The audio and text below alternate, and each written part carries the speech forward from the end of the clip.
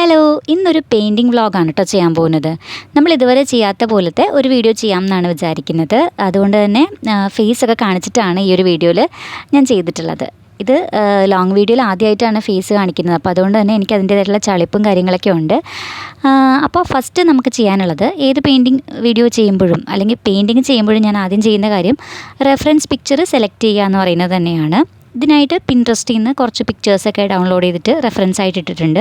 നമ്മളങ്ങനെ കൊമേഴ്ഷ്യലായിട്ടുള്ള ഒരു പേർപ്പസിന് വേണ്ടിയിട്ടല്ല ഈ പറയുന്ന പെയിൻറ്റിങ് ചെയ്യുന്നത് എന്നുള്ളത് കൊണ്ട് തന്നെ പിൻട്രസ്റ്റിൽ നിന്നുള്ള ഫോട്ടോസ് അതേപടി നമ്മൾ വരച്ച് നോക്കിയാലും പ്രശ്നമൊന്നുമില്ല. അപ്പോൾ ആ രീതിയിൽ പിൻട്രസ്റ്റാണ് മിക്കവാറും ഞാൻ ഡിപ്പെൻഡ് ചെയ്യാറുള്ളത്. പിന്നെ പിക്സബേ പോലുള്ള ആപ്സൊക്കെ ഉണ്ട്. അങ്ങനെയുള്ള ഏതെങ്കിലും ആപ്സിൽ നിന്നായിരുന്നാലും നമുക്കിതുപോലെ തന്നെ റെഫറൻസ് പിക്ചർ ഡൗൺലോഡ് ചെയ്തെടുക്കാനായിട്ട് പറ്റും.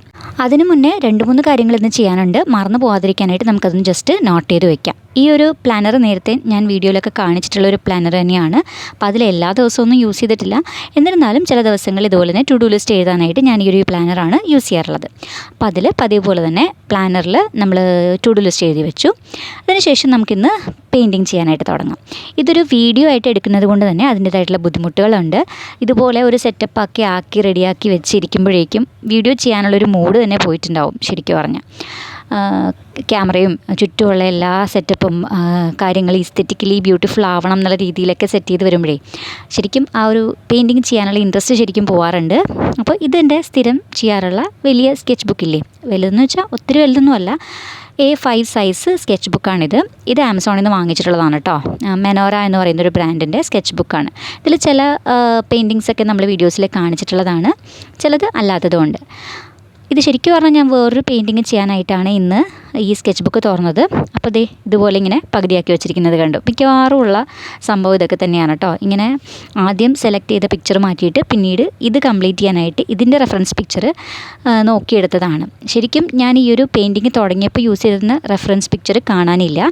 അതുകൊണ്ട് തൽക്കാലത്തേക്ക് ഇതിനോട് സാമ്യമുള്ള മറ്റൊരു പിക്ചർ എടുത്തിട്ട് അത് വെച്ചിട്ട് ചെയ്തു തുടങ്ങുകയാണ്. ഇത് മാത്രമല്ല, വേറൊരു പിക്ചറും കൂടി എടുത്ത് രണ്ടും കൂടി കമ്പൈൻ ചെയ്തിട്ടാണ് ഈ ഒരു പെയിൻറ്റിങ് ചെയ്യുന്നത്.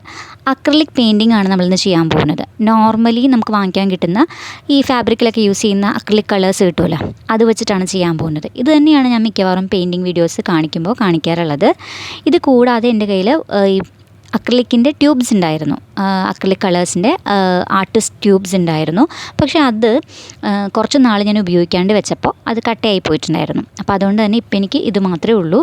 ശരിക്കും ആർട്ടിസ്റ്റ് കളേഴ്സ് ഉപയോഗിച്ചിട്ട് ചെയ്യുന്നതാണ് നല്ലത്. ക്യാമലിൻ്റെയോ അല്ലെങ്കിൽ ബ്രിസ്റ്റോൻ്റെയോ ഏതെങ്കിലും നല്ല അക്രിലിക് കളേഴ്സ്, അതിങ്ങനെ ട്യൂബ്സായിട്ട് വാങ്ങിക്കാൻ കിട്ടുന്ന കളേഴ്സ് തന്നെ യൂസ് ചെയ്യുന്നതാണ് എപ്പോഴും നല്ലത്. ഇതുപോലെ കണ്ടില്ലേ, ഇപ്പോൾ ഇതിൻ്റെ ബേസ് കളേഴ്സൊക്കെ കൊടുക്കുന്ന സമയത്ത് അതിലിങ്ങനെ ഒരു ശരിക്കും അടിയിലുള്ള ഭാഗം നമുക്ക് ക്ലിയർ ആയിട്ട് കാണാൻ പറ്റും, അല്ലാണ്ട് ഫുള്ളായിട്ട് കവർ ആവുന്നില്ല. ശരിക്കും നല്ല അക്രിലിക് കളേഴ്സാണ് നമ്മൾ യൂസ് ചെയ്യുന്നുണ്ടെങ്കിൽ ഇതിൻ്റെ അടിഭാഗം കൂടി നന്നായിട്ട് കവേർഡായിട്ട് കിട്ടും. അപ്പോൾ നല്ല തിക്കായിട്ടിരിക്കും.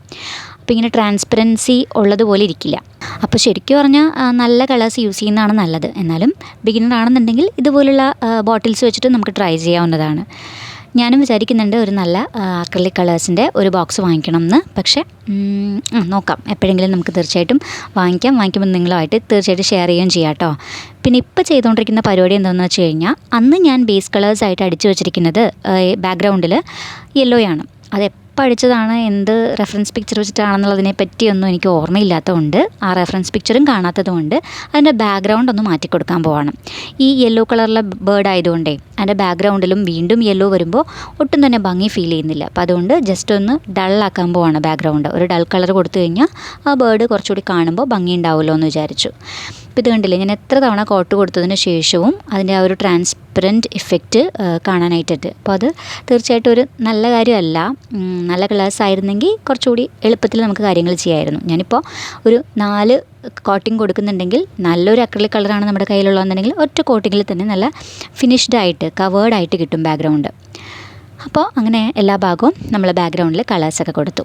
ഇത് കഴിഞ്ഞിട്ട് പിന്നെ ഈ ബേർഡിൻ്റെ ഇതിലേക്ക് വരുന്ന സമയത്തും ബേർഡും ഏതാണ്ട് ഈ കമ്പും ബേർഡും ഒക്കെ ഒരുപോലെ തന്നെയാണെങ്കിലും ഇതിൽ ഞാൻ ആദ്യം വരക്കാൻ ഉദ്ദേശിച്ചിരുന്നത് ഫ്ലവേഴ്സാണ്. ആ ഫ്ലവേഴ്സ് മാറ്റിയിട്ട് ഇപ്പോൾ ചെറിയ ചെറിയ കായകൾ പോലത്തെ സംഭവം കൊടുക്കാം എന്നാണ് വിചാരിക്കുന്നത്. കാരണം എൻ്റെ ഇപ്പോഴത്തെ റെഫറൻസ് പിക്ചറിൽ അതാണുള്ളത്. അങ്ങനെ അത് കൊടുത്തു കഴിഞ്ഞാൽ ഭംഗി ഉണ്ടാവുമെന്ന് വിചാരിക്കുന്നു. അപ്പോൾ അങ്ങനെ ആ രീതിയിൽ കൊടുക്കാമെന്ന് വിചാരിക്കുകയാണ്.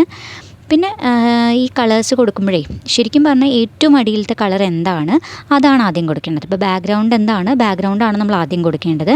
അത് കഴിഞ്ഞിട്ട് ആ ചില്ലയാണ് വരുന്നതെന്നുണ്ടെങ്കിൽ ആ ചില്ലയാണ് ആദ്യം കൊടുക്കേണ്ടത്. അത് കഴിഞ്ഞിട്ട് അതിൻ്റെ മേലെയാണ് ലീവ്സ് എന്നുണ്ടെങ്കിൽ അതിൻ്റെ മേലത്തെ ലീവ്സ് അതിന് ശേഷം കൊടുക്കുക. ഏറ്റവും അവസാനമാണ് ആ ബേർഡിനെ വരയ്ക്കേണ്ടത്.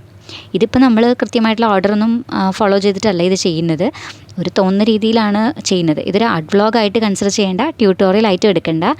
ജസ്റ്റ് ഞാൻ ചെയ്യുന്ന കാര്യങ്ങളൊന്ന് കാണിച്ചു. നിങ്ങളത് കുറേ പ്രാവശ്യം ഇതിന് മുന്നേയൊക്കെ ചോദിച്ചിട്ടുണ്ട് ലോങ് വീഡിയോ ചെയ്യുമെന്ന്, ഇതുപോലുള്ള പെയിൻറ്റിങ് വീഡിയോസ്. ഇത് ട്യൂട്ടോറിയലായിട്ട് നിങ്ങൾക്കിത് കണ്ട് മനസ്സിലാക്കാൻ പറ്റുമെന്ന് എനിക്ക് അറിഞ്ഞുകൂടാ. എന്നിരുന്നാലും കളേഴ്സ് കൊടുക്കുന്ന രീതി ജസ്റ്റ് ഒന്ന് കാണിച്ചു തരാമെന്ന് വിചാരിച്ചു.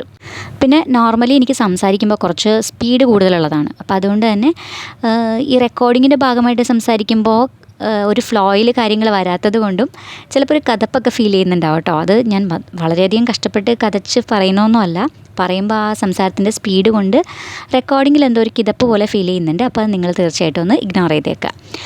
അപ്പോൾ നമ്മൾ പെയിൻറ്റിങ് ചെയ്തുകൊണ്ടിരിക്കുകയാണ്. ഈ പ്രോസസ്സ് മുഴുവൻ കാണിക്കാനായിട്ട് പറ്റുന്നില്ല, ഇടയ്ക്കൊക്കെ ഞാൻ കട്ട് ചെയ്തിട്ടാണ് എടുക്കുന്നത്. എനിക്കിതിങ്ങനെ കണ്ടിന്യൂസ്ലി പെയിൻറ്റ് ചെയ്തുകൊണ്ടിരിക്കുമ്പോൾ ആക്ച്വലി ബോറിംഗ് ആയിട്ട് ഫീൽ ചെയ്യാറുണ്ട് കേട്ടോ. കുറച്ച് നേരം കഴിയുമ്പോൾ ഒരു മടുപ്പ് ഫീൽ ചെയ്യും. പ്രത്യേകിച്ച് ഇനീഷ്യൽ സ്റ്റേജിൽ ഒരു പെയിൻറ്റിങ്ങിൻ്റെ തുടക്കത്തിൽ നമുക്ക് കുറച്ച് മടുപ്പാണല്ലോ. ബേസ് കളേഴ്സൊക്കെ കൊടുക്കുന്ന ആ ഒരു പ്രോസസ്സ് കുറച്ച് മടുപ്പുള്ള കാര്യമാണ്. വലിയ ഇൻട്രസ്റ്റിംഗ് ആയിട്ട് ആ പെയിൻറ്റിങ്ങിൻ്റെ ഭംഗിയൊന്നും വന്നിട്ടുണ്ടാവില്ല. അപ്പോൾ അതുകൊണ്ട് നമുക്ക് കാര്യങ്ങൾ ചെയ്യുമ്പോൾ കുറച്ച് മടുപ്പുണ്ടാവും. അപ്പോൾ ഞാൻ യൂട്യൂബിൽ മിക്കവാറും വാച്ച് ലൈറ്ററിൽ ഇട്ടിരിക്കുന്ന ചില വീഡിയോസ് ഉണ്ട്. ആ വീഡിയോസ് എന്തെങ്കിലും കണ്ടുകൊണ്ടായിരിക്കും പെയിൻറ്റ് ചെയ്യുക. അത് കണ്ടുകൊണ്ടെന്ന് പറയാൻ പറ്റില്ല, മിക്കവാറും കേൾക്കാനുള്ള ടൈപ്പ് വീഡിയോസ് ആയിരിക്കും. പോഡ്കാസ്റ്റ് പോലത്തെ എന്തെങ്കിലും വീഡിയോസ് ആയിരിക്കും എടുത്തിട്ടുണ്ടാവുക. അപ്പോൾ ആ വീഡിയോസ് ഇങ്ങനെ കേട്ടുകൊണ്ട് ഞാനിങ്ങനെ പെയിൻറ്റ് ചെയ്യുകയാണ് സാധാരണ ചെയ്യാറുള്ളത്. നേരത്തെ എൻ്റെ കയ്യിൽ 2 ഫോൺ ഉണ്ടായിരുന്നു, ഒരു പഴയ ഫോണും പിന്നെ ഞാൻ സാധാരണ ഉപയോഗിക്കുന്ന ഫോണും ഉണ്ടായിരുന്നു. അപ്പോൾ എനിക്ക് എളുപ്പമായിരുന്നു ശരിക്കും പറഞ്ഞാൽ. ഒരെണ്ണത്തിൽ ഷൂട്ട് ചെയ്യാം, മറ്റേ ഫോണിൽ ജസ്റ്റ് എനിക്ക് വീഡിയോ കേൾക്കാം, അതിനോടൊപ്പം തന്നെ റെഫറൻസ് പിക്ചർ നോക്കിയിട്ട് എനിക്ക് പെയിൻറ്റ് ചെയ്യുകയും ചെയ്യാം. പക്ഷേ ഇപ്പോൾ എൻ്റെ ആ പഴയ ഫോൺ ചീത്തയായി പോയി. അപ്പോൾ അതുകൊണ്ട് തന്നെ വീഡിയോ കേട്ടുകൊണ്ട് ഇതുപോലെ പെയിൻറ്റ് ചെയ്യുന്ന ആ ഒരു ഇൻട്രസ്റ്റിംഗ് ആയിട്ടുള്ള പരിപാടി ഇപ്പോൾ നടക്കുന്നില്ല.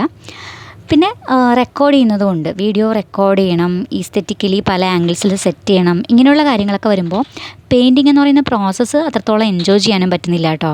എനിക്കതുകൊണ്ട് തന്നെ പെയിൻറ്റ് ചെയ്യുന്ന സമയത്ത് വീഡിയോ എടുക്കാനായിട്ട് മടിയുമാണ്. ഒന്നാമത്തെ കാര്യം, ഞാൻ വെറുതെ ഇരുന്ന് പെയിൻറ്റ് ചെയ്യുന്ന സ്ഥലത്തല്ല ഇതുപോലെ വീഡിയോ എടുക്കാനായിട്ട് സെറ്റ് ചെയ്ത് വെക്കുന്നത്. അപ്പോൾ അതുകൊണ്ട് തന്നെ വീഡിയോ എടുക്കാനായിട്ട് ഇങ്ങനെയുള്ള ബാക്ക്ഗ്രൗണ്ടും കാര്യങ്ങളൊക്കെ റെഡിയാക്കി എല്ലാം ഭംഗിയായിട്ട് സെറ്റ് ചെയ്ത് വന്ന് വീഡിയോ എടുക്കാനായിട്ട് ഇരിക്കുമ്പോൾ അത് ഭയങ്കരമായിട്ടും വലിയൊരു ടാസ്ക് ചെയ്യുന്നത് പോലെ തോന്നും. അപ്പോൾ ഇതിൻ്റെ ഇടയ്ക്ക് ഈ കാണിക്കുന്നത് എന്താണെന്ന് വെച്ച് കഴിഞ്ഞാൽ, ഇത് ഞാൻ പിന്നീടൊരു ദിവസമാണ് കേട്ടോ ഈ ഒരു പെയിൻറ്റിങ്ങിൻ്റെ ബാക്കി ചെയ്തത്. ആ ചെയ്ത് തുടങ്ങിയ ദിവസം ഇത് കംപ്ലീറ്റ് ചെയ്യാനായിട്ട് എനിക്ക് പറ്റിയില്ല. അപ്പോൾ പിന്നത്തെ ദിവസം ഒരു ഷോർട്ട് വീഡിയോക്ക് വേണ്ടിയിട്ട് ആ ഒരു കുഞ്ഞു പെയിൻറ്റിങ് കൂടി ചെയ്തിട്ടുണ്ടായിരുന്നു. അപ്പോൾ അത് ജസ്റ്റ് ഒന്ന് കാണിച്ചു തന്നതാണ്. അപ്പോൾ നമ്മുടെ ബേർഡിൻ്റെ പെയിൻറ്റിങ് ഏതാണ്ട് ഇവിടെ വരെ ചെയ്ത് വെച്ചിട്ടുണ്ട്. ഇനി നമുക്കിതിൻ്റെ ബാക്കി ചെയ്യാം. ഇതിൻ്റെ ഇടയ്ക്ക് ഞാൻ ഈ കാണിക്കുന്നത് റീസെൻ്റ്ലി ഞാൻ വായിച്ചൊരു പുസ്തകമാണ് കേട്ടോ. കുറേ നാളായിട്ട് വായന എന്ന് പറയുന്ന കാര്യം പ്രോപ്പറായിട്ട് ചെയ്യുന്നുണ്ടായിരുന്നില്ല. എന്തോ വായിക്കാനുള്ള കോൺസെൻട്രേഷൻ എനിക്ക് കിട്ടുന്നുണ്ടായിരുന്നില്ല. ഇത് പറഞ്ഞുകൊണ്ടിരിക്കുമ്പോൾ ബാക്കിൽ ഒരാൾ വന്നിട്ട് എന്നെ തോക്ക് ചൂണ്ടി ഭീഷണിപ്പെടുത്തുന്നുണ്ട്. മിക്കവാറും ഞാൻ വീഡിയോ എടുക്കാനിരിക്കുന്ന സമയത്ത് എന്തെങ്കിലുമൊക്കെ അലമ്പുണ്ടാക്കി ഞങ്ങൾ തമ്മിൽ തല്ലു പിടിച്ചിട്ടൊക്കെയാണ് വീഡിയോ എടുക്കാറുള്ളത്. ഇന്നും അതുപോലെ തന്നെ ചെറിയൊരു തല്ലുപിടുത്തമൊക്കെ കഴിഞ്ഞിട്ട് വന്നിരുന്ന് വീഡിയോ എടുക്കുന്നതാണ്. ഇപ്പോൾ ആൾ ഓക്കെ ആയിട്ടുണ്ട്. അപ്പോഴാണ് ബാക്കിയൊക്കെ നമ്മൾ പെയിൻറ്റ് ചെയ്ത് തുടങ്ങിയത്. അപ്പോൾ പറഞ്ഞു വന്നത് ഈ ഒരു ബുക്കിനെ കുറിച്ചാണ്. ഇത് തീർച്ചയായിട്ടും നമുക്ക് വായനയിലേക്ക് തിരിച്ചു വരണമെന്ന് ആഗ്രഹം ഉണ്ടെന്നുണ്ടെങ്കിൽ ഇതുപോലുള്ള സിമ്പിളായിട്ടുള്ള ബുക്സ് വായിച്ച് തുടങ്ങാവുന്നതാണ് കേട്ടോ. നല്ലൊരു ബുക്കാണ് വിശപ്പ് പ്രണയം ഉന്മാദം എന്ന് പറയുന്ന മുഹമ്മദ് അബ്ബാസിൻ്റെ. റീസെൻ്റ്ലി വളരെയധികം ഒരുപാട് പേര് വായിച്ചിട്ടുള്ളൊരു പുസ്തകം തന്നെയാണ്. സിമ്പിൾ റീഡാണ്. എനിക്ക് അത്രയധികം ഇഷ്ടപ്പെട്ടതുകൊണ്ട് തന്നെ ആ ഒരു ബുക്ക് വായിച്ചു കഴിഞ്ഞപ്പോൾ റിവ്യൂ വീഡിയോ ചെയ്യണം എന്ന് വിചാരിച്ചിരുന്നതാണ്, ചെയ്യാനായിട്ട് പറ്റിയില്ല. അപ്പോൾ എപ്പോഴെങ്കിലുമൊക്കെ ചെയ്യാം കേട്ടോ. പിന്നെ ഇപ്പോൾ വായിച്ചുകൊണ്ടിരിക്കുന്നത് ഈ മലാലയുടെ ബുക്കാണ്. പക്ഷേ ഇത് വായിച്ച് തുടങ്ങിയിട്ട് അങ്ങോട്ട് മൂവ് ആവുന്നില്ല, ഒട്ടും തന്നെ വായിച്ച് തീർക്കാനായിട്ട് പറ്റുന്നില്ല. കുറച്ച് പേജുകളേ ആയിട്ടുള്ളൂ. അപ്പോൾ അതുകൊണ്ട് തന്നെ അതങ്ങോട്ട് മുന്നോട്ട് പോകുന്നില്ല. ഇപ്പോൾ വായനയൊക്കെ സ്റ്റക്കായിട്ടിരിക്കുന്നൊരവസ്ഥയിലാണുള്ളത്. പെയിൻറ്റിങ്ങും അതുപോലെ തന്നെ കുറച്ച് നാൾ ചെയ്യാണ്ടൊക്കെ ഇരിക്കുകയായിരുന്നു. ഇപ്പോൾ വീണ്ടും വെക്കേഷനൊക്കെ ആയ സമയത്ത് വീണ്ടും പെയിൻറ്റിങ്ങിലേക്ക് വന്നതാണ്. അപ്പോൾ വീണ്ടും നമ്മൾ നമ്മുടെ ബേർഡ് പെയിൻറ്റിങ് കണ്ടിന്യൂ ചെയ്തുകൊണ്ടിരിക്കുകയാണ്. അതിൻ്റെ ഡീറ്റെയിലിംഗ് പാർട്ടാണ് ഇപ്പോൾ ചെയ്തുകൊണ്ടിരിക്കുന്നത്. ഈ ഒരു പാട്ട് എനിക്ക് വളരെയധികം ഇഷ്ടമുള്ള കാര്യമാണ് കേട്ടോ. ആദ്യമൊക്കെ പെയിൻറ്റ് ചെയ്യുന്നത്, അതായത് ആ ഒരു ബേസ് കോട്ട് കൊടുക്കില്ലേ, ആ പരിപാടിയാണ് ഏറ്റവും ബോറിംഗ് ആയിട്ടുള്ളത്. അത് കഴിഞ്ഞിട്ട് ഇപ്പോൾ ചെയ്യുന്ന കാര്യങ്ങളൊക്കെ ഞാൻ നന്നായിട്ട് മുഴുകി എൻജോയ് ചെയ്തിട്ട് തന്നെയാണ് ചെയ്യുന്നത്. ലീവ്സിൻ്റെ ആയിരുന്നാലും അതുപോലെ തന്നെ ആ കമ്പുകളുടെ ആയിരുന്നാലും ഒക്കെ ഡീറ്റെയിലിംഗ് കൊടുക്കുന്നത് നല്ല ഇൻട്രസ്റ്റിംഗ് ആയിട്ടുള്ള കാര്യമാണ്. അപ്പോഴാണല്ലോ ശരിക്കും അത് ആ ഒരു അതിൻ്റെ ഫീച്ചേഴ്സൊക്കെ തെളിഞ്ഞ് ഡിഫൈൻ ചെയ്തിട്ട് ഇങ്ങനെ ആ ഒരു ശരിക്കും ഒറിജിനാലിറ്റിയിൽ ഇങ്ങനെ വരുന്നത്. ഇതൊരു റിയലിസ്റ്റിക് പെയിൻറ്റിങ് അല്ലെങ്കിലും ഏതാണ്ട് അതേപോലെയൊക്കെ തന്നെ ആ ഒരു പെയിൻറ്റിങ്ങിൽ കണ്ടതുപോലെ തന്നെ ചെയ്യാനായിട്ട് ശ്രമിച്ചിട്ടുള്ളതാണ് കേട്ടോ. പിന്നെ ഇതെന്ത് ബേർഡാണെന്നോ ഇതിൻ്റെ അകത്ത് ഈ കാണുന്ന ഈ കായകളില്ലേ അതെന്താണെന്നോ എനിക്കറിയില്ല കേട്ടോ. അറിയുന്ന ആരെങ്കിലും ഉണ്ടെന്നുണ്ടെങ്കിൽ തീർച്ചയായിട്ടും ഒന്ന് കമൻറ്റ് ചെയ്തേക്കാം. അപ്പോൾ നമ്മൾ ഈ കായകളുടെ ഉള്ളിൽ ഇതുപോലെ തന്നെ ആ ഞെട്ടിൻ്റെ ഭാഗത്ത് ഇതുപോലുള്ള ചില സംഭവങ്ങളൂടെയുണ്ട്. അപ്പോൾ അതിങ്ങനെ കൊടുത്തുകൊണ്ടിരിക്കുകയാണ്. ശരിക്കും ഈ പെയിൻറ്റിങ് വീഡിയോ എല്ലാം കഴിഞ്ഞിട്ട് ഞാൻ ഏറ്റവും അവസാനമാണ് ഒരു കാര്യം ഓർത്തത്. ഇപ്പോഴൊക്കെ ഞാനത് മറന്നിരിക്കുകയാണ്. ഈ ഞെട്ടിൻ്റെ ഭാഗത്ത് നിന്ന് ചെറുതായിട്ട് ഇങ്ങനെ ഞെട്ടിൻ്റെ ഭാഗത്തു നിന്നല്ല, ശരിക്കും ആ ഞെട്ട് അത് ഈ ഇങ്ങനെ തൂങ്ങി കിടക്കുന്ന ഭാഗമില്ലേ ആ ഭാഗം കൂടി ഈ ഒരു പെയിൻറ്റിങ്ങിലുണ്ടായിരുന്നു. ഞാൻ ആ കാര്യമേ വിട്ടുപോയി. അപ്പോൾ ഇതെല്ലാം കഴിഞ്ഞ് ഞാൻ ഇതിൻ്റെ മാസ്കിംഗ് ടേപ്പ് ഉൾപ്പെടെ എല്ലാം മാറ്റി കഴിഞ്ഞിട്ടാണ് അയ്യോ ആ ഒരു കാര്യം വരച്ചില്ലല്ലോ എന്ന് ഓർക്കുന്നത്. പിന്നെ ഒന്നും ചെയ്തില്ല, പിന്നെ അതിനെ അങ്ങനെ തന്നെ വെച്ചു. ഇപ്പോൾ നമ്മുടെ ബേർഡ് ആയിരുന്നാലും ഏതാണ്ട് ഫിനിഷ്ഡ് ലുക്കിലേക്ക് വന്നിട്ടുണ്ട്. അതിൻ്റെ ആ വാൽ ഭാഗത്തുള്ള ഫെതേഴ്സൊക്കെ ഒന്ന് വരച്ചു കൊടുക്കുന്നുണ്ട്. നമ്മൾ എന്ത് വരക്കുമ്പോഴും ശ്രദ്ധിക്കേണ്ട ഒരു കാര്യം എന്ന് പറയുന്നത്, ഇപ്പോൾ ബ്ലൂ എന്ന് പറയുന്നൊരു കളർ നമ്മൾ കണ്ടു ഒരു പെയിൻറ്റിങ്ങിൽ. ഇപ്പോൾ ഒരു ബേർഡിൻ്റെ ഫെദറിനോ അല്ലെങ്കിൽ ഒരു ഫ്ലവറിനോ ഒക്കെ ബ്ലൂ എന്ന് പറയുന്നൊരു കളർ കണ്ടു. ഈ പറയുന്ന ബ്ലൂ കളർ മാത്രമല്ല, അതിൻ്റെ ചുറ്റുമായിട്ട് ബ്ലൂവിൻ്റെ തന്നെ പല പല ഷെയ്ഡ്സ് ഉണ്ടാവും. നമ്മൾ ശ്രദ്ധിക്കുന്നുണ്ടാവില്ല. അപ്പോൾ അത്രയും ഡീപ്പായിട്ട് നമ്മൾ ശ്രദ്ധിച്ചാൽ മാത്രമേ അത്രയും ഡീറ്റെയിൽഡ് ആയിട്ട് നമ്മുടെ പെയിൻറ്റിങ്ങിൽ അത് കൊണ്ടുവരാനായിട്ട് പറ്റുള്ളൂ. ഓരോ കാര്യങ്ങളും അത്രയും ഡീറ്റെയിലായിട്ട് ചെയ്യുമ്പോഴാണ് ആ പെയിൻറ്റിങ്ങിന് ഒരു ഭംഗി വരുന്നത്. അപ്പോൾ ഈ ഒരു ബേർഡിൻ്റെ ഫെതേഴ്സിനായിരുന്നാൽ തന്നെ അത്രയധികം ബ്ലൂ ഷെയ്ഡ്സ് അതിലുണ്ട്. അപ്പോൾ ഇതിൻ്റെ ഇടയ്ക്ക് ഞാൻ അറിയാണ്ട് ക്യാമറ ആംഗിളൊക്കെ മാറ്റുമ്പോഴുള്ള ചില അബദ്ധങ്ങളൊക്കെയാണ് കേട്ടോ അത്. പിന്നെ അത് ഞാൻ കട്ട് ചെയ്തില്ല, എഡിറ്റ് ചെയ്തപ്പോൾ എനിക്കത് കട്ട് ചെയ്യാൻ തോന്നി, എന്നിരുന്നാലും അത് കട്ട് ചെയ്തില്ല. അപ്പോൾ നമ്മുടെ ബേർഡിൻ്റെ പെയിൻറ്റിങ് ഫിനിഷ് ചെയ്തിട്ടുണ്ട്. ഈ ഒരു മാസ്കിംഗ് ടേപ്പ് മാറ്റുന്ന പരിപാടിയായിരുന്നാലും വീഡിയോയിൽ കാണിക്കുമ്പോൾ ഷോർട്സിലൊക്കെ കാണിക്കുമ്പോൾ വളരെ ഭംഗിയായിട്ട് കാണിക്കാൻ ശ്രമിക്കുന്നുണ്ടെന്നുണ്ടെങ്കിലും ചിലപ്പോൾ ഇതുപോലെ ഇങ്ങനെ നമ്മൾ പറിച്ചെടുക്കുന്ന സമയത്ത് കുറച്ച് ഭാഗം അതിലിങ്ങനെ തന്നെ ഇങ്ങനെ ഒട്ടിയൊക്കെ ഇരിക്കും കേട്ടോ. എനിവേ അതെല്ലാം പറിച്ച് കളഞ്ഞപ്പോൾ നമ്മുടെ ഫൈനൽ പെയിൻറ്റിങ് ഇങ്ങനെയാണ് ഇരിക്കുന്നത്. എനിക്ക് ചെയ്ത് കഴിഞ്ഞപ്പോൾ നല്ല സന്തോഷം തോന്നി. ശരിക്കും ഈ സെക്കൻഡ് ഡേ ഇത് തുടങ്ങിയപ്പോൾ നല്ല മടിയുണ്ടായിരുന്നു. പക്ഷേ ഈ ഒരു ഫൈനൽ ഔട്ട്പുട്ട് കാണുമ്പോൾ നല്ല സന്തോഷം തോന്നുന്നുണ്ട് കേട്ടോ. ഏതൊരു പെയിൻറ്റിങ്ങിലും തീർച്ചയായിട്ടും നമുക്ക് കിട്ടുന്ന റിവാർഡെന്ന് പറയുന്നത് അവസാനം ഈ ഒരു പെയിൻറ്റിങ് കാണുമ്പോൾ കിട്ടുന്ന സന്തോഷം തന്നെയാണ്. അപ്പോൾ ഈ ഒരു വീഡിയോ കൊണ്ട് എങ്ങനെയാണ് നിങ്ങൾക്ക് യൂസ്ഫുൾ ആയോ ഇല്ലയോ എന്നൊന്നും എനിക്ക് അറിഞ്ഞുകൂടാ. എല്ലാ കാര്യങ്ങളും ഡീറ്റെയിൽ ആയിട്ടൊന്നും കാണിച്ചിട്ടില്ല. എന്നിരുന്നാലും ഇത്തരം വീഡിയോസ് നിങ്ങൾക്ക് ഇഷ്ടമാണെങ്കിൽ തീർച്ചയായിട്ടും പറയണം. അപ്പോൾ ഇന്നത്തെ വീഡിയോ ഇത്രയേ ഉള്ളൂ. നെക്സ്റ്റ് വീഡിയോയിൽ കാണാം. ബൈ.